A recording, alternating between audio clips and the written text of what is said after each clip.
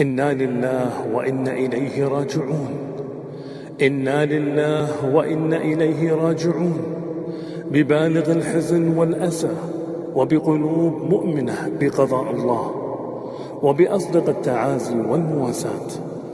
أسأل الله أن يرحمه ويغفر له، أسأل الله أن يرحمه ويغفر له، ويجعل قبره روضة من رياض الجنة، سائلين المولى عز وجل أن يتقمده بواسع رحمته، ويسكنه فسيح جناته، وأن يلهم أهله الصبر والسلوان.